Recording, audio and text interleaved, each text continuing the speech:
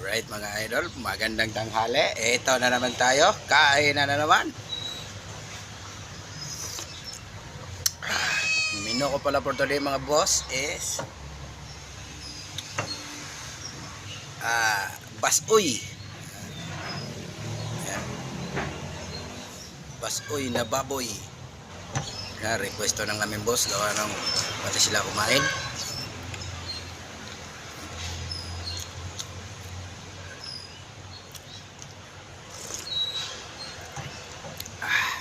Siyempre, kusiniro man ta. Ngatay nalain nga dako kay hiwa.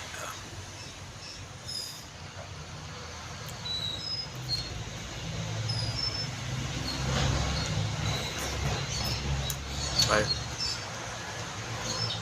Diet mada diet.